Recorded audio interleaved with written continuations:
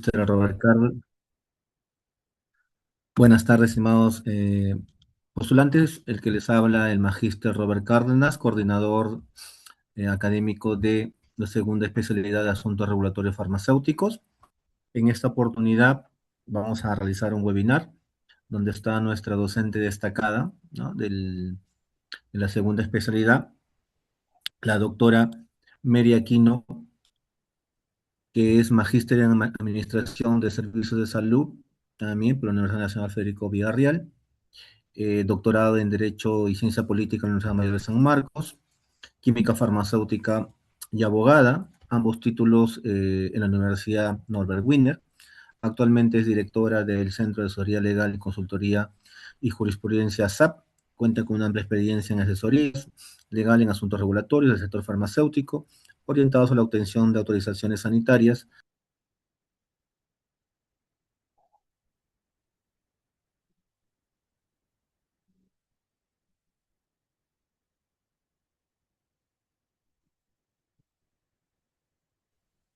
Webinar sobre legislación farmacéutica en el Perú, retos en salud. Le doy el pase, doctora Medellín. Muchas gracias, Magíster Robert Cárdenas, por la gentil presentación. Por favor, si en algún momento se interrumpe de repente mi presentación, me lo hacen saber porque no sé si fue mi red o fue la red de usted, pero en un momento se interrumpió, no se escuchó. Espero que haya sido, ¿no? Que no sea mi red para que no se interrumpa en sí la presentación. ¿Ya? Muchas gracias, doctor. Muy buenas tardes a todos los presentes de esta sala virtual. Mi especial gratitud en sí a mi alma mater, a la Universidad Privada Norbert Wiener, por esta gentil invitación y el tema que se me ha encomendado para disertar en este webinar titula Legislación farmacéutica en el Perú como un pilar para la salud pública. Voy a compartir mi pantalla un momentito. Ahí está, me confirman si se observa por favor mi pantalla. Aún no, a ver. Ah, todavía no. Ya se observa. Muchas gracias, doctor. Entonces reitero, porque no, a ver, un momentito, ahora sí, ahora sí. Muy bien, reitero la bienvenida a todos los presentes a esta sala virtual, hombres y mujeres, colegas químicos farmacéuticos que aspiran a una mejor formación, a una mejor preparación, como es la segunda especialidad en asuntos regulatorios, ¿no? Organizado por el Programa Académico de Farmacia y Bioquímica de esta casa de estudios. Y tenemos aquí el tema en sí o el contenido de este webinar. En sí, en un primer momento hablaremos sobre la definición de la legislación farmacéutica como política pública o como una estrategia de política pública, en qué se diferencia de los asuntos regulatorios y cómo se vincula. ¿Realmente asuntos regulatorios es sinónimo de legislación farmacéutica? ¿Legislación farmacéutica realmente es asuntos regulatorios? ¿Existe diferencia? ¿No existe diferencia? Porque muchos, ¿no es cierto?, tenemos la experiencia de que legislación farmacéutica es lo mismo que asuntos regulatorios, es cumplimiento de todo ese bloque normativo, es cumplir requisitos, es cumplir exigencias, y si no lo cumples, es sanción. Eso es el tema regulatorio, y no sabemos cuál es la trascendencia. No es solamente eso, es mucho más, y hoy lo vamos a ver. ¿Ya? En un segundo momento hablaremos sobre la estructura, la jerarquía de la legislación farmacéutica en nuestro país y cómo es que se ejerce la autoridad reguladora en nuestro país. En un tercer momento hablaremos, y esto es el punto más importante para la especialidad en asuntos regulatorios, ¿no? ¿Cuáles son esos puntos claves en la cual interviene el tema regulatorio? ¿Cuál es el ciclo regulatorio durante todo el ciclo de vida del producto? No solo del producto, también del establecimiento farmacéutico, ¿no? ¿Cuáles son esos desafíos, esos retos que enfrenta la legislación farmacéutica actual? ¿Y cuál es la perspectiva o cuáles son esas perspectivas, ¿no? que aspiramos o buscamos en sí desde este campo especializado, técnico, normativo, como es la especialidad en asuntos regulatorios del sector farmacéutico. A manera de introducción, nos planteamos esta interrogante.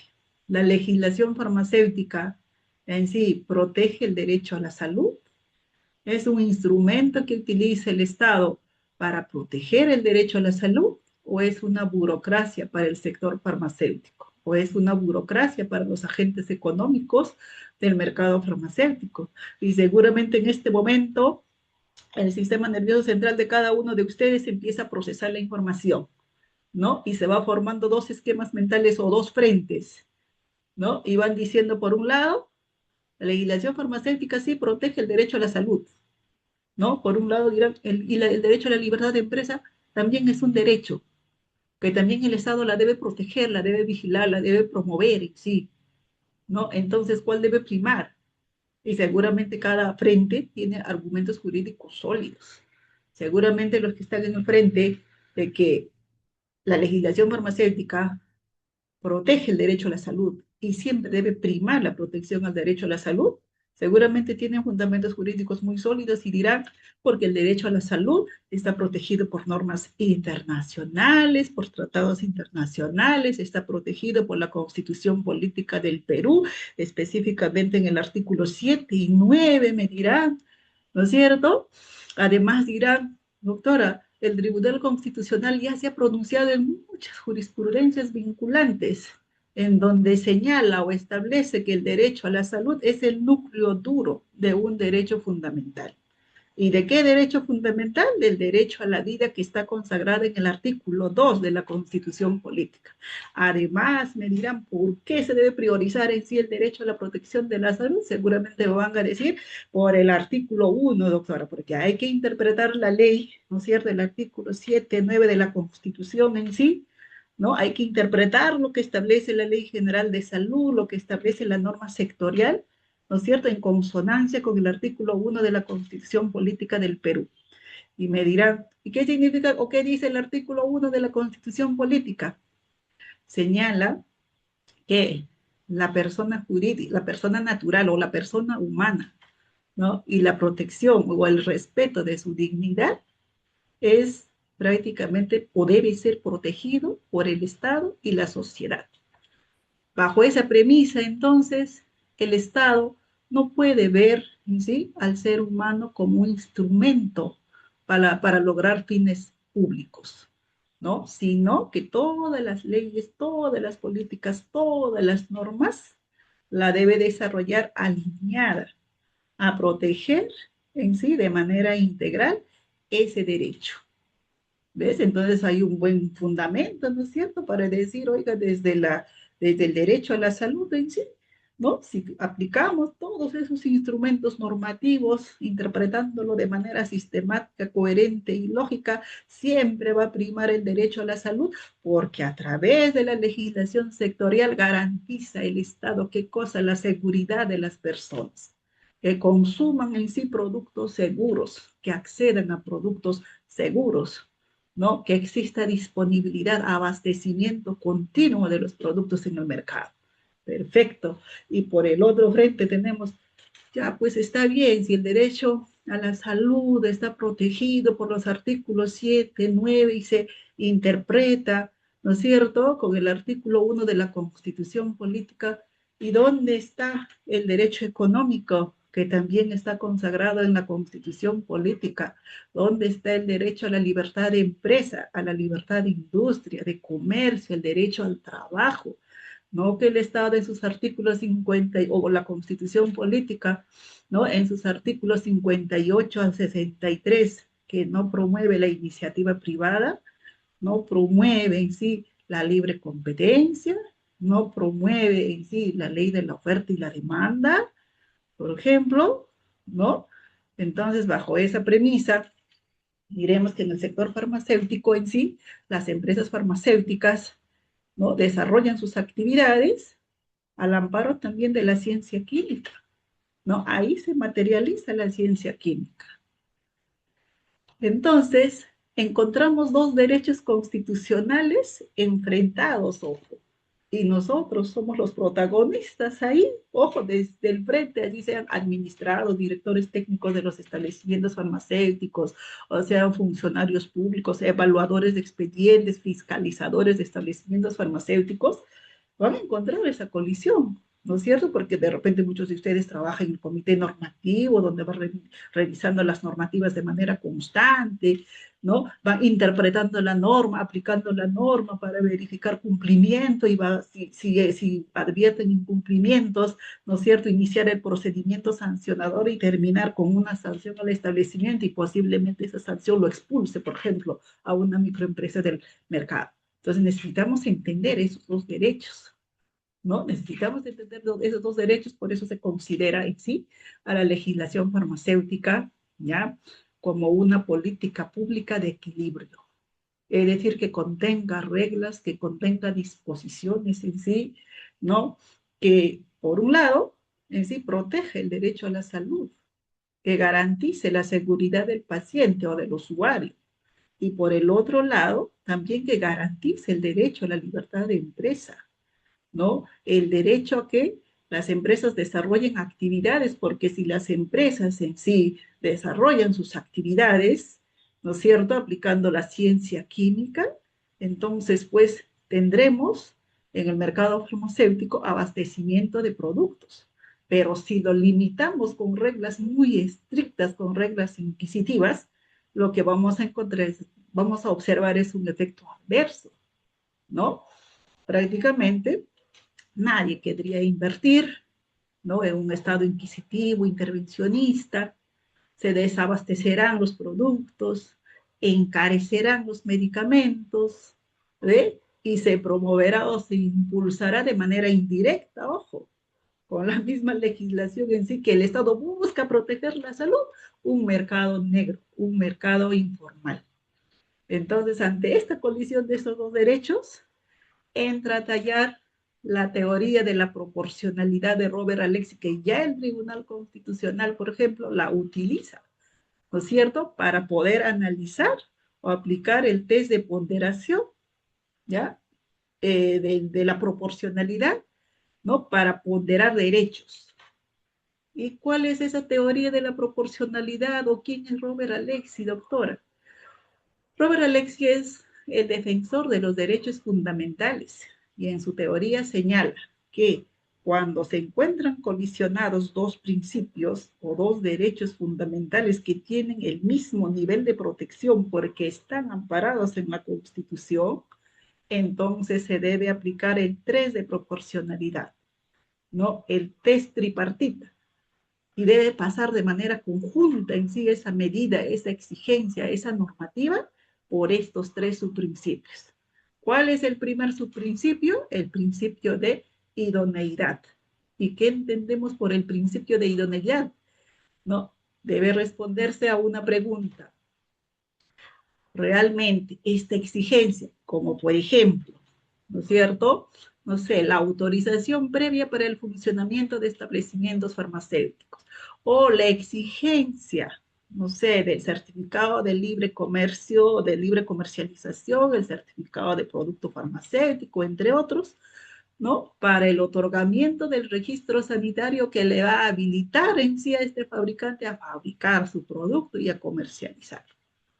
¿No es cierto? Entonces, esa medida en sí es adecuada, es idónea para lograr o perseguir un fin constitucional legítimo, y de hecho la respuesta es sí. Ah, pasó el primer filtro. Vamos por el segundo filtro o el segundo examen, el test de necesidad. ¿No es cierto? El test de necesidad o su principio de necesidad. A ver, esta es la medida, ¿no es cierto? Esta exigencia prácticamente es un requisito normativo, es una medida que toma el Estado para garantizar seguridad de los productos. ¿Realmente esta medida es la única que existe? No existen otros medios, otras medidas menos gravosas, ¿no?, que sean menos intervencionistas a la libertad de empresa. ¿Ves? Y ahí podría ser que de repente digan, Sí, a ver, ¿cuáles podrían ser otros requisitos? Y tienen que listar todos los requisitos posibles. ¿Ve? Y de repente la respuesta también es sí. No hay otros medios. Entre todos estos medios, la más idónea es la necesaria en sí, la indispensable, sí es esta exigencia, ¿no?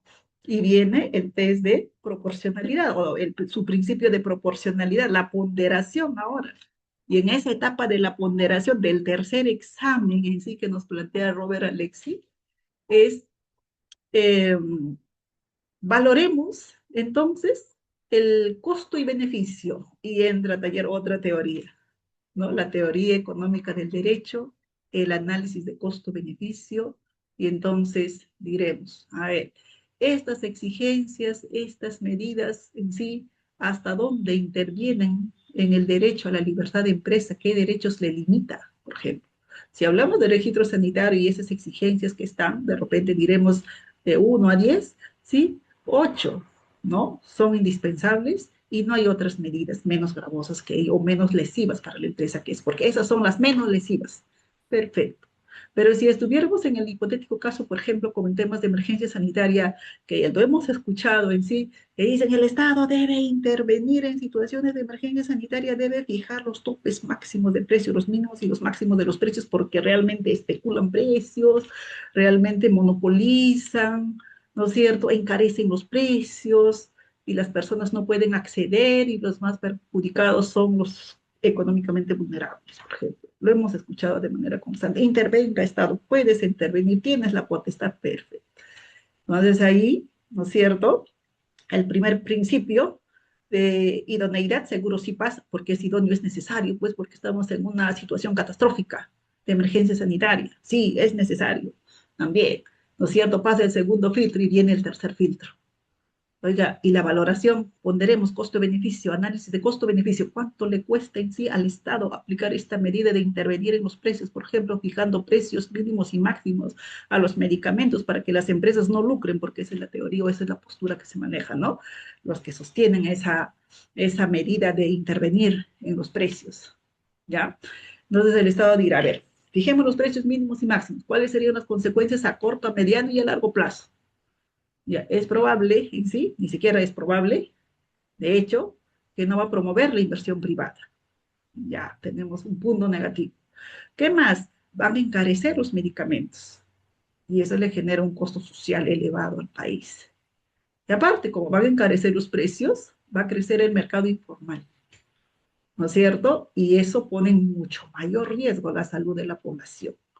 Y erradicar eso le genera un costo social innecesario, muy elevado al país. Entonces, el análisis de costo-beneficio dirá, oiga, esto en sí, ¿no? Esta intervención en este derecho a la libertad de empresa en sí supera lo que se busca, ¿no es cierto?, como fin, que es proteger la salud pública. Me sale mucho más caro en sí intervenir que proteger la salud con esta medida. ¿Ves?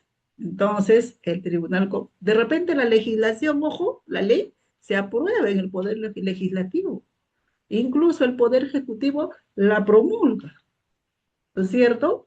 Pero se irá seguramente a la vía constitucional, ¿no es cierto? Al Tribunal Constitucional. El Tribunal Constitucional aplicará esa teoría del test tripartita y dirá, esta normativa es inconstitucional porque no pasa el test de ponderación. ¿Ve? El costo va a ser más caro que el beneficio. Por lo tanto, se declara inconstitucional a esta norma. ¿Se dan cuenta? Entonces, si a alguien le surge la pregunta, doctora, entonces, si al centro tenemos como el juez en sí que equilibra esos derechos, ¿no? La colectividad y de las empresas, la legislación actual es equilibrada, realmente es legítima, busca un fin legítimo constitucional, diría que sí, ¿no es cierto? ¿Es necesaria todas las medidas? Probablemente sí. Pasa el 3 tripartita, ahí está el cuestionamiento, que de que si ustedes llegaran a la especialidad, llegaran a matricularse con mayor profundidad en sí, ¿no es cierto? Lo trataremos en el curso de legislación y política farmacéutica del Perú. El debate será mucho más profundo. ¿no? Y a raíz de esos debates es lo que buscamos en sí, ojo, y es nuestra labor de nosotros, ¿no? Buscar una legislación más moderna, contemporánea en sí, más proporcional, razonable, técnica y ética. Ahora ustedes dirán, pero estamos hablando de legislación farmacéutica, pero yo me quiero especializar en asuntos regulatorios. ¿En qué momento hablamos de los asuntos regulatorios? Y ahí está, ¿no? En esta lámina vamos a poder diferenciar, ¿no? La legislación de los asuntos regulatorios y cómo es que se relaciona íntimamente, por ejemplo. Sinónimos no lo son. La legislación farmacéutica en sí es todo un bloque normativo que está constituido en sí, diríamos representado en este caso, ¿no? Del caso peruano, por la ley 29459, todos sus reglamentos aprobados por decretos supremos, las resoluciones ministeriales que aprueban los manuales de buenas prácticas, normas técnicas sanitarias, directivas, entre otros, ¿no? Y constituyen la base normativa fundamental. Entonces, si todo es de legislación, ¿qué hace los asuntos regulatorios? Los asuntos regulatorios en sí, ¿no? Toma esas reglas generales, toma esas leyes, ¿no? Las interpreta y las convierte en acciones concretas, en acciones específicas. ¿Para qué? Para dar cumplimiento en sí a la normativa y prevenir riesgos regulatorios, riesgos sanitarios también.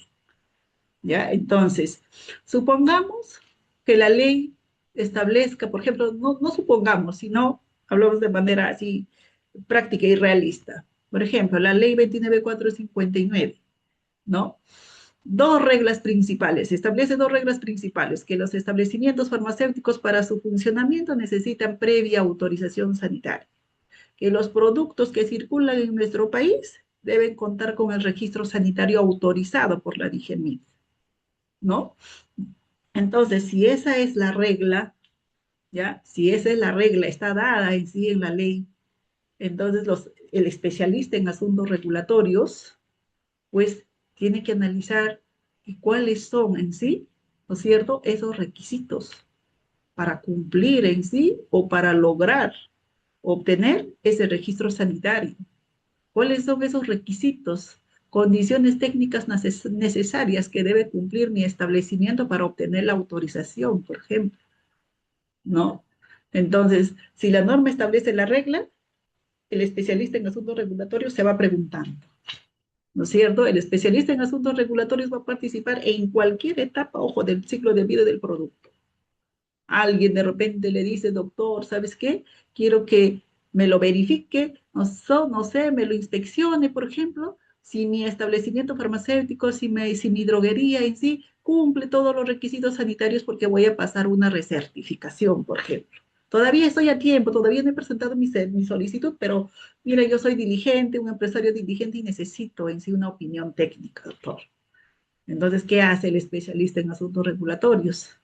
Irá a la droguería, evaluará cómo funciona, ¿no es cierto?, in situ esa droguería, ya contrastará en sí, corroborará cómo está funcionando este establecimiento farmacéutico versus la exigencia de la normativa sanitaria, ¿no?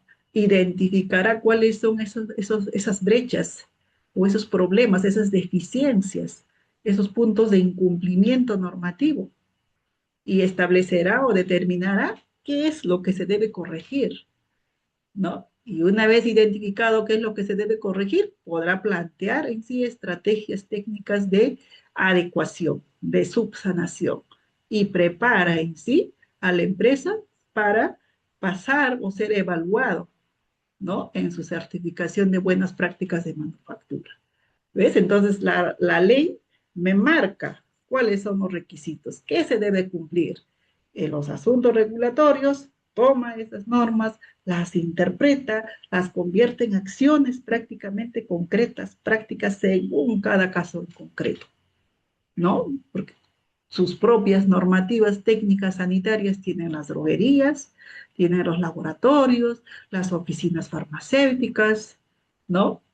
Por lo tanto, el especialista en asuntos regulatorios, valga la redundancia, traduce la norma en decisiones técnicas que protegen la salud pública, pero también que favorezcan el cumplimiento y la sostenibilidad regulatoria de la empresa, ¿no? Trabajar también hacia eso, pues por eso es lo que se busca en sí, una regulación proporcional, razonable, equilibrada en sí, ¿no? Que protejan la salud pública, pero también que promuevan la inversión privada en sí, porque si no hay inversión privada en el sector farmacéutico, lo que vamos a encontrar como un efecto secundario es el desabastecimiento de medicamentos en nuestro país, ¿no? En esta lámina observamos la estructura de la legislación farmacéutica ordenada de manera jerárquica.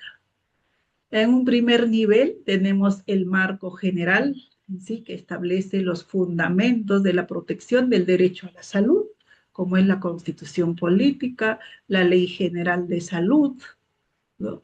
Y en un segundo nivel tenemos el marco farmacéutico especial sectorial, representado por la Ley 29459, Ley de Productos Farmacéuticos, Dispositivos Médicos y Productos Sanitarios, complementado en sí hoy por la Ley 32033, que garantiza el acceso a productos genéricos y el fortalecimiento regulatorio, ¿no? Entonces, la ley 29459 significa entonces que se va a ir fortaleciendo con otras leyes para modernizarse, sí, se tendrá que ir fortaleciendo. Recordemos que la ley 29459 es del año 2009, ¿no es cierto? Se reglamentó en el año 2011, ¿ya? Pero la ley 29459 en sí es parte del derecho común, ¿no? Del derecho público, es derecho público en sí, ¿ve? Y el derecho público, el derecho común, está regulado por la ley 27444, que es la ley de procedimiento administrativo general, ¿no? En un inicio, en los años 2000, nació bastante inquisitivo, también bastante garantista en sí, ¿no? Hacia los derechos en el sector farmacéutico, diría, no, no regula de manera específica, ojo, el derecho farmacéutico, sino es una norma general que sirve de parámetro, de patrón en sí, para que todas las normas sectoriales adecúen a ese nivel en sí sus regulaciones específicas. Entonces, esa normativa se actualizó en el año 2016, mediante el decreto legislativo 1272, entró en vigencia en ese mismo mes para el 2017 y 2018 con más fuerza, ¿ya? Entonces, un derecho ya más actualizado, más contemporáneo, diríamos alineado al derecho constitucional en sí, pero nuestra legislación sigue recurriendo, por ejemplo, para aplicar el procedimiento administrativo sancionador a esa norma general, a ese derecho común, pero no se ha actualizado. ¿Se dan cuenta? Porque esa nueva normativa o esa actualización de la 27444 ya incluye la institución, por ejemplo, del principio de razonabilidad, los criterios para aplicar el principio de razonabilidad cuando se establecen exigencias, cuando se imponen sanciones, ¿no? Pero nuestra legislación farmacéutica aún, ¿no es cierto? Para nada se ha adecuado a ello. ¿Ves? Entonces, ¿se van a ir actualizando? ¿Se va a ir modernizando? Claro que sí. ¿Por qué? Porque nuestros países vecinos, tercermundistas, de repente como nosotros, tienen una legislación, ojo, un poco más avanzada que nosotros, ya un poco más garantista que nosotros, y de eso se trata. En el derecho contemporáneo se habla de las garantías, ¿no? Del equilibrio, por ejemplo. Entonces, si la ley 29459 y las leyes complementarias establecen las reglas que se deben cumplir de manera general, ¿no? No se puede aplicar si no encontramos el desarrollo de esas disposiciones. Y el desarrollo de esas disposiciones está en una norma, ¿no?, de tercer nivel en este caso, que son los reglamentos aprobados por decretos supremos. Entonces, si la ley dice, los productos que circulan en el mercado tienen que ostentar el registro sanitario, ¿no es cierto? Entonces, pero no te establece los requisitos. ¿Dónde está el desarrollo de los requisitos? Están en los reglamentos. Para registro sanitario está en el Decreto Supremo 016/2011 y clasificado según cada categoría de especialidad farmacéutica, ¿no? Para los dispositivos médicos, según la clase de riesgo de cada dispositivo médico. ¿Ves? Entonces el especialista en asuntos regulatorios va interpretando, ¿no es cierto?, cada uno de esos requisitos y va evaluando los requisitos de validez de cada documento técnico y prepara su expediente, por ejemplo. ¿No? Ya no voy a preparar de repente, por ahí no voy por registro sanitario, sino a full autorización sanitaria de funcionamiento, certificación en buenas prácticas, conservación de las buenas prácticas y de repente evito riesgos sancionatorios para esta empresa y como que favoreces o garantizas en sí el, la operatividad, ¿no es cierto?, de esta empresa en el tiempo. Ajá, entonces necesitas revisar el decreto supremo 014/2011, porque ahí están los requisitos, ¿no? De qué debe cumplir. Ya, ¿cuáles son los requisitos? Ya está ahí, ya lo interpreté, ya sé, ya obtuve la autorización sanitaria de funcionamiento, ya obtuve la certificación en buenas prácticas, ya obtuve el registro sanitario. Ya, eso. Entonces ahora opero libremente en el mercado porque tengo el derecho a operar libremente porque ya cuento con la autorización. No termina ahí, ¿no es cierto? Tiene otras normas de menor jerarquía todavía que son las resoluciones ministeriales que aprueban las buenas prácticas. Entonces, cada manual de buenas prácticas establece prácticamente trabajos o procedimientos específicos, condiciones básicas técnicas que debe cumplir, por ejemplo, esa droguería. Establece los equipamientos, los recursos humanos, los documentos, los procedimientos que debe tener y cómo debe construirlos. ¿Ves? ¿Se dan cuenta? Entonces, todo este bloque normativo en sí se debe entender como un sistema, ojo, lógico y coherente, porque todo este bloque normativo en sí para el Estado peruano, ojo, son herramientas que permiten aterrizar la política nacional de medicamentos. Y la política nacional de medicamentos en sí se ha aprobado todavía en el año 2004 y promueve pilares muy importantes como es el acceso, la disponibilidad, el uso racional, por ejemplo. Por eso la exigencia de la condición de venta de los productos para el otorgamiento del registro sanitario también, ojo, ¿no? Entonces, cómo el Estado favorece ese acceso, esa disponibilidad, el uso racional, el acceso a productos seguros, de calidad, eficaces, ¿no? Fortaleciendo en sí la legislación farmacéutica con todo este bloque normativo y se seguirá fortaleciendo, fortaleciendo las competencias de las autoridades reguladoras, por ejemplo, para hacer cumplir la normativa. Entonces, en ese escenario del mercado farmacéutico, ahí está el químico farmacéutico que ya ostenta el conocimiento científico, ¿no? Porque se ha formado durante 5 a 6 años. Pero hoy en día, con esta tendencia, no es suficiente tener el conocimiento científico. No es suficiente con saber leer la norma, ojo, sino tienes que saber interpretarla. Tienes que saber en qué momento la vas a aplicar, cuándo y dónde y cómo. ¿Cómo lo implementas? Eso es el trabajo del especialista en asuntos regulatorios.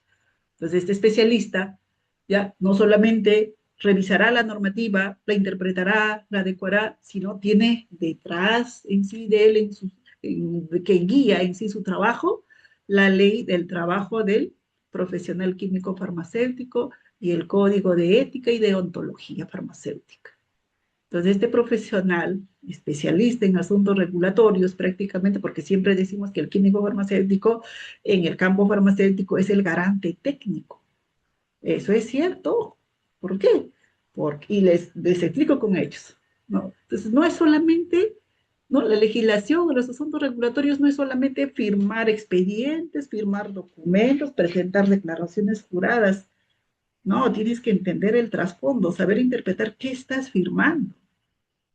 ¿No? Cuando tú gestionas la documentación técnica para presentar, por ejemplo, ese expediente a la autoridad sanitaria y solicitar el registro sanitario, ¿no es cierto? Va tu solicitud, prácticamente todos los requisitos técnicos y va acompañado de una declaración jurada con la firma de quién, del químico farmacéutico director técnico y la firma del representante legal. Entonces, el químico farmacéutico ahí está garantizando con su firma de que esos documentos técnicos realmente que presenta se ajustan a la verdad de los hechos, que esos documentos técnicos realmente contienen evidencia objetiva, ¿no? De que el producto que pretende registrar cumple con todos esos criterios de calidad, seguridad y eficacia. Y además la va a conservar durante todo su ciclo de vida de ese producto en el mercado. ¿Ya? Entonces, oiga, pero para firmar es que eres el garante técnico de la calidad, seguridad de ese producto, ojo, junto con el representante legal y la legislación farmacéutica nos regula también ese tema de la responsabilidad solidaria, justamente porque los dos firman. Entonces el otro, bueno, se hará cargo de la parte administrativa, de la parte logística, de la parte de gestión, pero el garante en sí técnico de esa seguridad, de esa calidad, es el profesional químico farmacéutico que está firmando y sellando ese documento, esa declaración jurada, ojo. ¿Ya? Entonces yo siempre digo, aquel que firma en sí sin saber, ¿no? Sobre la validez de sus documentos técnicos que le entregaron y solamente le pidieron la firma porque hay que cumplir con la ley, entonces está firmando un cheque en blanco. ¿Por qué? ¿Qué pasaría si ese producto, por ejemplo, ¿no es cierto? De repente en los documentos no se consignaron en sí ciertas reacciones adversas, ¿no? Y el paciente en sí por transparencia, se supone, por el derecho de acceso a la información o por el derecho a la protección de conocer sobre qué es lo que compra y qué es lo que consume, pues se basa en la literatura científica o el inserto que nosotros la llamamos y dice cuáles son sus indicaciones, cuáles son sus contraindicaciones, cuáles son sus advertencias y en base a eso decido a consumir el producto. Pero no estaba una reacción adversa que pudo ser muy fatal o que pudo haberme causado un daño irreparable en mi salud. ¿No es cierto? Me hospitalizo, prácticamente me quedo internada de repente un mes porque mi situación sanitaria o de salud es grave. Entonces ahí viene la responsabilidad o la responsabilidad administrativa, ni hablar, va a terminar en una cancelación del registro sanitario, ¿no? Administrativamente, va a terminar con una multa y por los daños y perjuicios prácticamente va a trascender a la vía civil y a la vía penal que puede ser investigado aquí el químico farmacéutico como garante, ojo, como garante técnico. Entonces es importante, por eso una vez más, ¿no? Que el químico farmacéutico en sí se especialice en temas regulatorios. ¿Para qué? Para saber interpretar la normativa, que conozca todo este bloque normativo, ¿no? Pero lo más importante todavía es saber cómo aplicar, cuándo aplicar, en qué momento aplicar, ojo, y conservar sobre todo el cumplimiento, ¿no? Ahora, el químico farmacéutico especialista en asuntos regulatorios, ¿no? Debe también conocer en sí cómo es que se controla el mercado farmacéutico, quién controla, cuáles son las competencias de cada autoridad según niveles, ¿no? Es cierto que tenemos al Ministerio de Salud como ente rector y tenemos adscrito al Ministerio de Salud, a la Dirección General de Medicamentos, Insumos y Drogas, como un organismo técnico normativo, ¿no? Para regular en sí, fiscalizar el sector farmacéutico o el campo farmacéutico con competencia a nivel nacional, según la normativa. ¿No es cierto? La DIGEMI lo que sí tiene es una función indelegable, que es evaluar los expedientes para otorgar los registros sanitarios. Otras funciones, como por ejemplo la autorización sanitaria de funcionamiento, las certificaciones, las fiscalizaciones, las sanciones, ¿no es cierto? La ejerce de manera desconcentrada y descentralizada. Pero ellos son los que prácticamente conducen, ¿no? Técnicamente, ya, y normativamente el sector farmacéutico. Conducen el control y la vigilancia sanitaria a nivel nacional. Ellos son los que controlan en sí el trabajo de esos órganos desconcentrados y descentralizados. Ellos tienen la última palabra y sí, ojo. ¿Ya? Entonces, a nivel de Lima Metropolitana, ¿no? Ha desconcentrado las funciones, por ejemplo, para oficinas farmacéuticas a las DIRIS a través de la DEMIT, ¿no? Entonces hay que saber si voy a tramitar, no sé, una autorización sanitaria de funcionamiento, una certificación de buenas prácticas en Lima, tendré que identificar cuál es la dirección de salud competente, la DIRIS Lima Sur, Lima Norte, Lima Este, ¿no? Y si estoy en una región, tendré que acercarme a la DIREMIT de esa jurisdicción, de esa región. Si estoy en provincia, necesito tramitar un registro sanitario para un dispositivo médico, cualquiera fuera las clases, tendría que hacerlo ante la DIGEMIT. Y en esta lámina tenemos, ¿no? Lo más importante, ojo, lo más importante, el ciclo regulatorio, ¿no? O el trabajo en sí del especialista en asuntos regulatorios. Esta lámina nos demuestra que el trabajo no termina cuando obtienes el registro sanitario. No termina cuando tú preparas la evidencia objetiva para demostrar la calidad, seguridad y eficacia de un ingrediente farmacéutico activo nuevo, por ejemplo, ¿no? Entonces, la etapa uno empieza con la investigación, ¿no? Con el diseño y desarrollo de un ingrediente farmacéutico activo novedoso para tratar de repente enfermedades que hoy no tienen cura. Entonces, desde los asuntos regulatorios, lo que tiene que ir preparando es la evidencia científica, la evidencia objetiva que demuestre esos principios que exige la legislación farmacéutica en su artículo 2, el principio de calidad, el principio de seguridad y el principio de eficacia.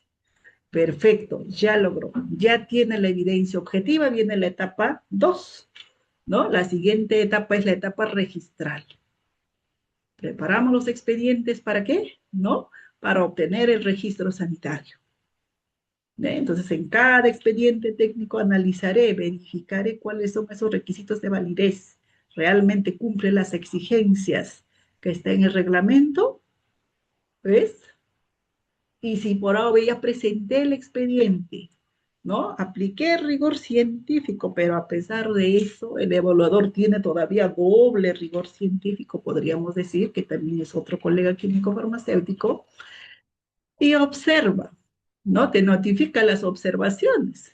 Entonces, ahí el especialista en asuntos regulatorios tiene que gestionar, tiene que cumplir con ese requerimiento dentro del plazo otorgado y satisfacer esa exigencia para obtener finalmente el registro sanitario.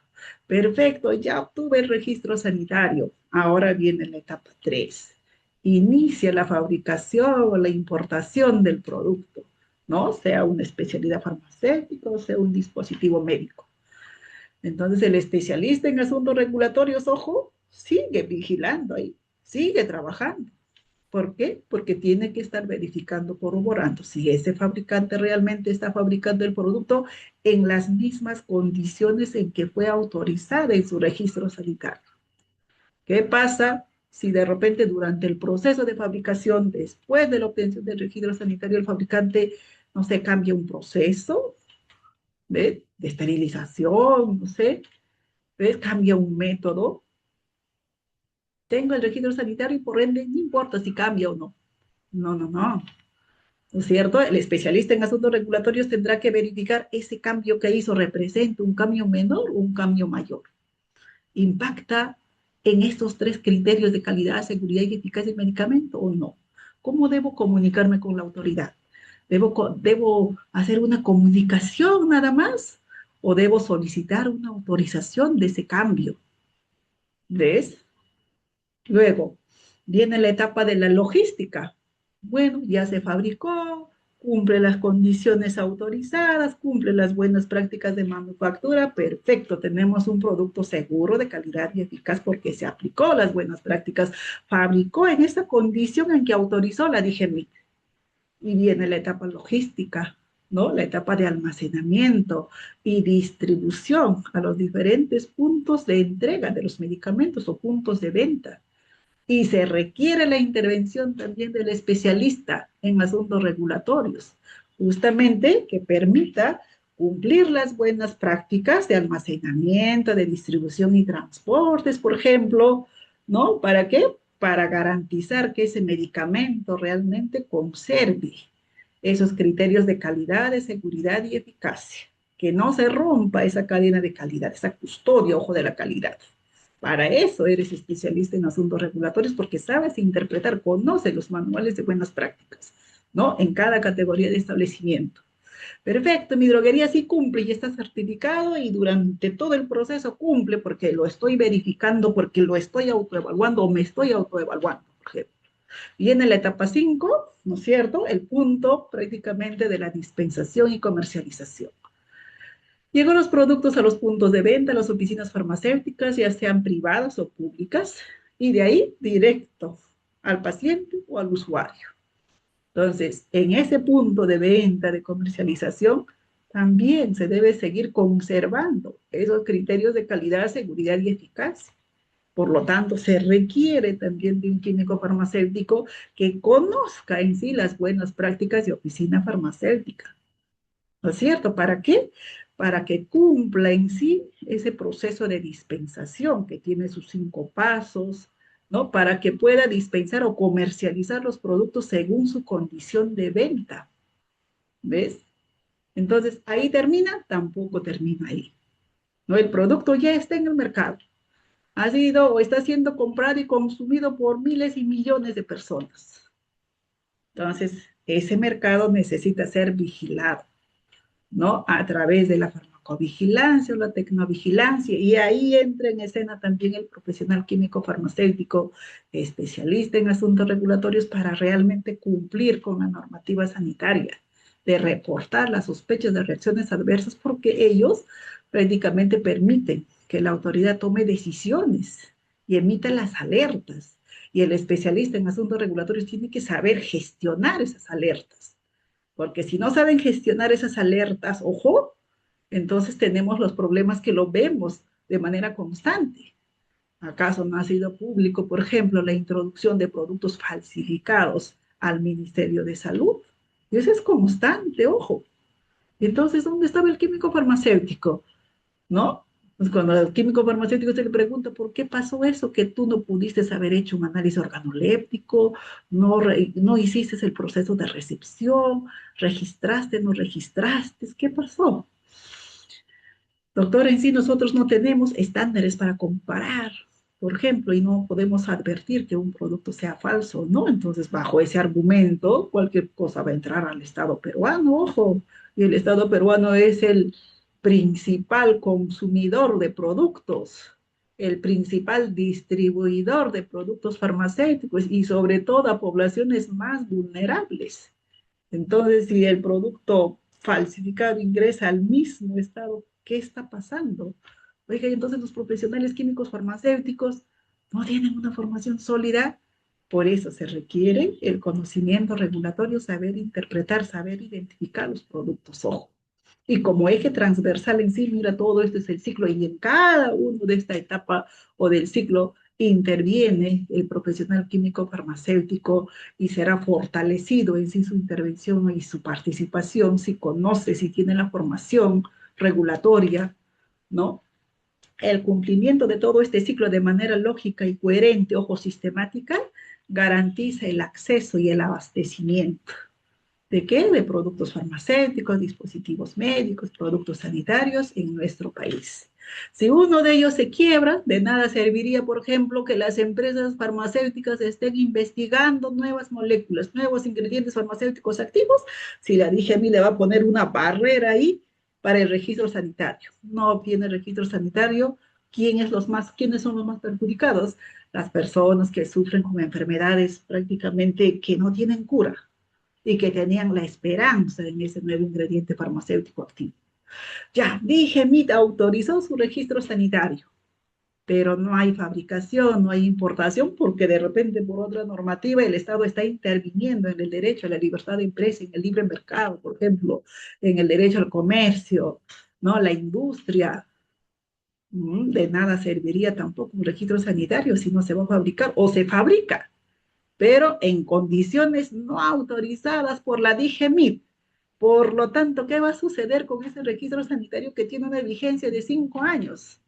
¿No es cierto? Por las alertas de calidad, en un primer momento lo van a suspender el registro. Por lo tanto, tú, importador o fabricante, ¿no es cierto? Que te ha costado millonadas traer el producto del extranjero y tienes en tu almacén en sí ¿no es cierto? Cajas y cajas de productos farmacéuticos que ibas a entregar al Estado, ¿no? Al MINSA o al de Salud, ¿ya? Pero tu registro está suspendido, no puedes, está inmovilizado tu producto. Te han dado un plazo de repente de 120 días, no sé. ¿Para qué? Para que presentes los requerimientos de la DGMI. Si cumples, se liberará. Y si no cumples, terminará en una cancelación de registro sanitario. Oiga, pero ese producto estaba destinado para ingresar al MINSA. Eran productos para abastecer medicamentos a los pacientes del CIS. Pero como no va a ingresar porque se canceló tu registro sanitario por no cumplir las buenas prácticas, porque no funcionaba en las condiciones en las que te autorizó la DGMIT, pues termina en una cancelación, pérdida económica para la empresa, sí, desabastecimiento para el mercado, perjuicio para el Estado peruano, sí. ¿Se dan cuenta? Por eso se requiere prácticamente especialistas regulatorios con formación también ética, ojo, ¿ya? Entonces, el funcionamiento lógico de todo este ciclo regulatorio garantizado por el especialista en sí va a poder garantizar esa política pública, esa política nacional de acceso, disponibilidad, de abastecimiento. ¿Ya? ¿Cuáles son los desafíos que enfrenta la legislación farmacéutica? Tenemos la resistencia antimicrobiana, prácticamente por el uso irracional, porque en las farmacias se comercializan medicamentos sin respetar la condición de venta. Por lo tanto, se requiere una necesidad de fiscalización más efectiva y basada en riesgo. Los medicamentos falsificados, ni hablar, crecen los canales informales, crece en sí el comercio digital ilegal y tenemos un vacío normativo en ese punto. ¿No? Por eso necesitamos modernizar nuestra legislación. Otro reto, el acceso y abastecimiento, que es el pan de cada día. Todos los días vemos en la televisión, es salud, me falta medicamentos, soy paciente diabético oncológico. Oiga, prácticamente estás afectando un derecho fundamental, el derecho a la vida, le estás poniendo en riesgo tu Estado peruano, ¿no? Que eres garantista, ¿se dan cuenta? Es un reto que enfrentamos. Un servicio farmacéutico de calidad, implementando prácticamente de manera efectiva las buenas prácticas de manera de oficina farmacéutica. Tenemos la ley que te obliga, pero ¿se está implementando de manera efectiva? ¿Hay atención farmacéutica? Todavía no. Innovación tecnológica, ¿no? La evaluación de productos biológicos, biosimilares y nuevas tecnologías médicas digitales, que aquí tenemos también una regulación todavía muy laxa o casi nada. ¿No? Una potestad sancionadora, ¿no? Que en los últimos tiempos hemos visto inclusive las huelgas, ¿no es cierto? Las huelgas, necesitamos fortalecer en sí, ojo, el principio de razonabilidad, la proporcionalidad, la predictibilidad en sí para garantizar la seguridad jurídica de los agentes económicos y sustento técnico de las decisiones sancionadoras, decisiones debidamente motivadas, ¿no? Con argumentos lógicos y jurídicos basadas en los hechos y las normativas, ojo. Esta brecha muestra por qué en sí necesitamos hoy químicos farmacéuticos con formación regulatoria, una formación científica y también que comprendan, que sepan interpretar la normativa. ¿Cuáles son las perspectivas de la legislación farmacéutica? Buscamos una modernización de la normativa, al menos que se adecue a las legislaciones farmacéuticas comparadas de los países vecinos, ¿no? La tecnología, la ciencia evoluciona, por lo tanto nuestra legislación debe evolucionar a esa par. ¿Para qué? Para que responda a la necesidad actual de la sociedad. La convergencia regulatoria existe en sí hoy por hoy una tendencia hasta estándares internacionales de cooperación y aprovechamiento de evaluaciones regulatorias confiables. Eso no significa, ¿no?, quitar responsabilidades a la DGMIT, no, sino más bien ayudar y fortalecerlas como institución. El fortalecimiento institucional, para ello necesitamos autoridades con capacidad técnica, con recursos, sistemas de información, personal especializado y capacidad de fiscalización y vigilancia, ¿no? Necesitamos una regulación proporcional y garantista para proteger la salud pública, ¿no? Para, porque el proteger la salud pública en sí, ojo, no debe ser incompatible con respetar los derechos fundamentales del administrado.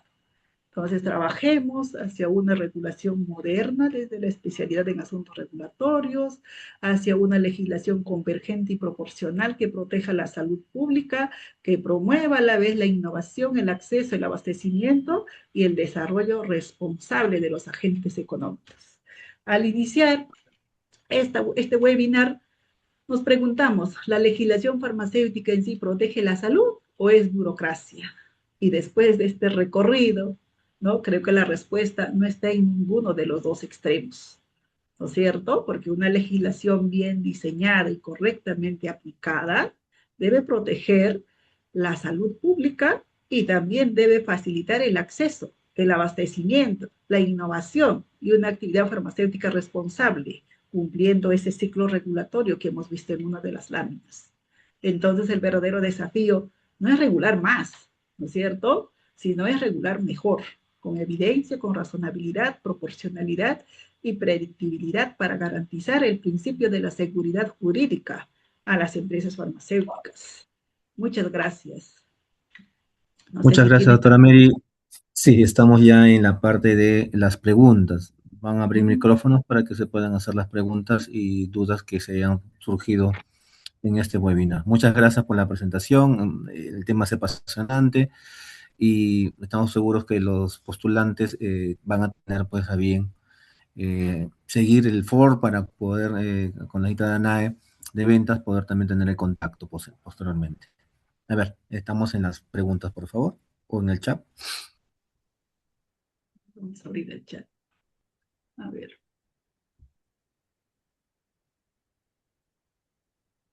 ¿Alguno se anima a poder hacer alguna consulta, pregunta?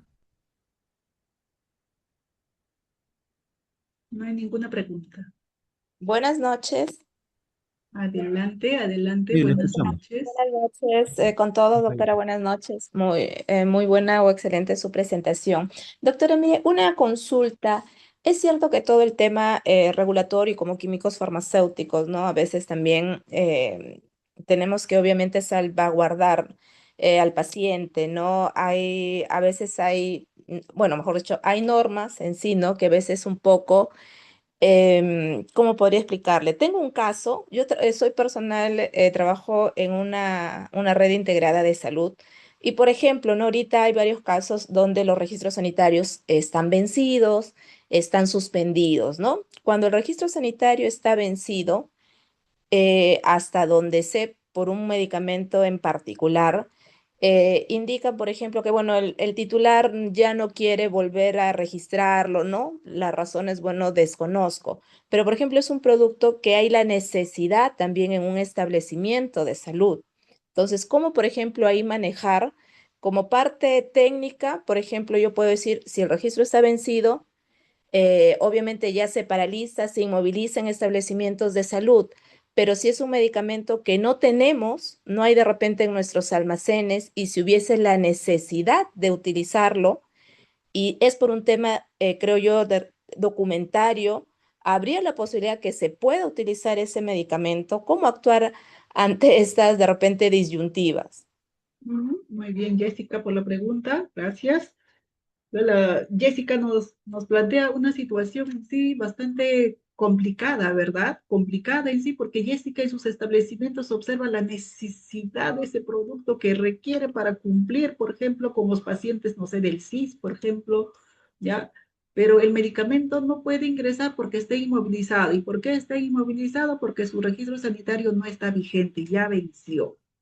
Entonces, ojo, ahí entra a tallar por eso una vez más. El especialista en asuntos regulatorios no debe esperar que su registro sanitario se esté venciendo, sabiendo que viene en camino productos farmacéuticos del extranjero, lo está importando o sabiendo que está fabricando productos, ojo. ¿Por qué? ¿Qué pasaría como Jessica nos dice? Pero necesitamos. Entonces ella como que me parece que quiere aplicar en sí el principio de proporcionalidad, ¿no es cierto? ¿Cuál es el fin público que persigue el Estado? Garantizar el acceso a los medicamentos, podría decir. Es necesario que consuman estos productos, que los recibamos. Sí es necesario. Ahora viene el último, ¿no es cierto? El último a su principio. Oiga, pero ponderemos acá ya, este producto tiene que tener el registro sanitario vigente porque así lo establece la ley como regla general. Si no, no. ¿Por qué? Si pierde la vigencia, no se renovó, entonces no se actualizó la documentación. Ojo, no es solo un trámite documentario y ahí mire entre comillas, es solo un trámite. ¿Ya? Se suelta ese trámite y prácticamente el producto vuelve a estar en vigencia y por lo tanto se comercializa. ¿Y para qué esperar? Ya, ¿qué pasaría si Jessica, por ejemplo, por principio de necesidad, recibe el producto, no importa que el registro sanitario esté vencido, lo adquiera, y Dios no quiera, que esos productos empiecen a causar daño, así como el suero fisiológico que podría causar hasta la muerte, por ejemplo?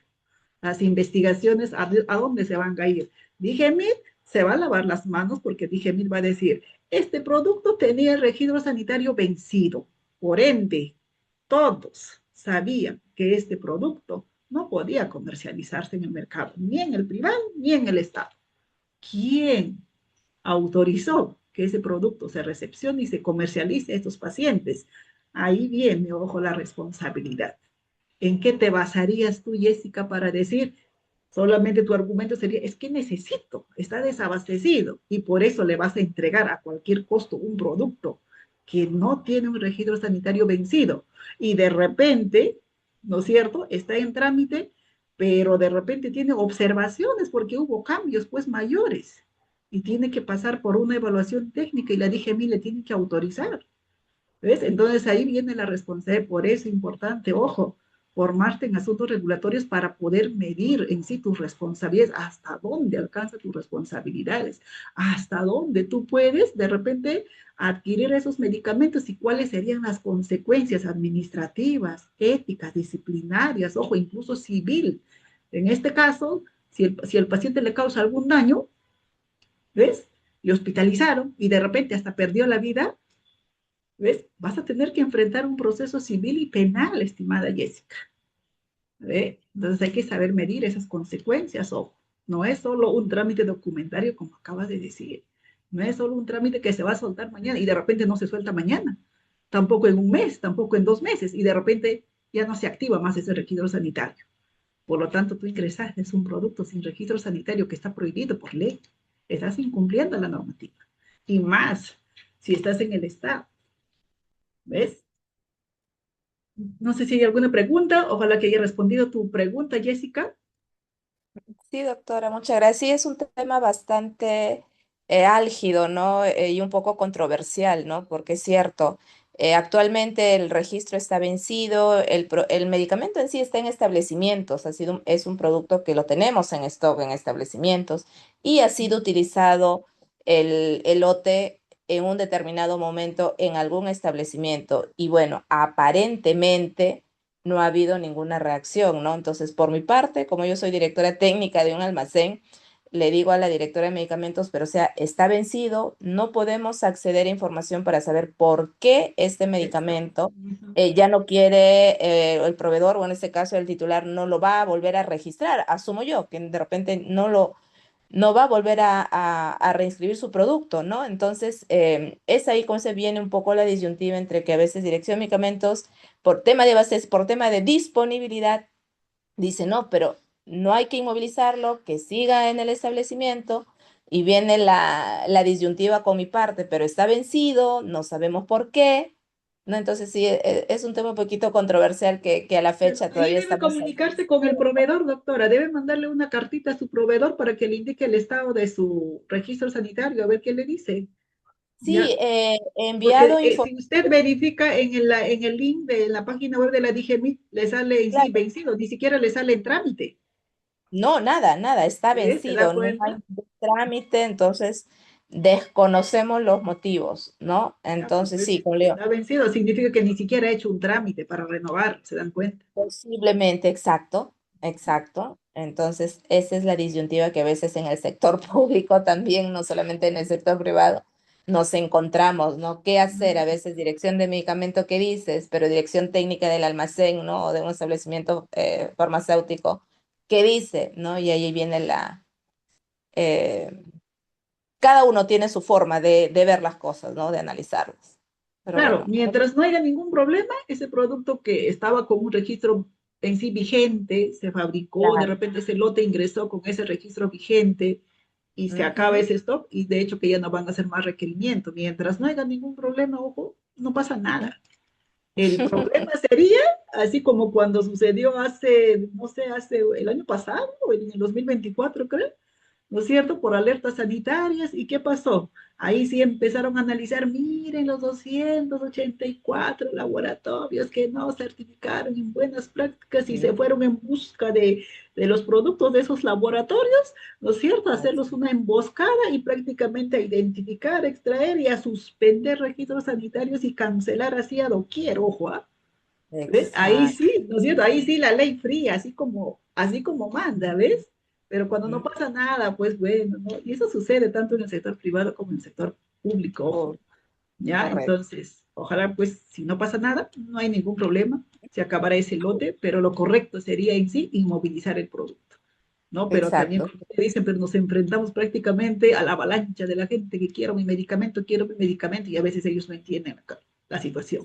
Y necesitamos Sí. también ahí, ojo, a través de la atención farmacéutica, educación sanitaria, educar a la población para que puedan entender también, pero ojo, ellos dirán, bueno, ¿qué me importa a mí? Tú dame mi medicamento.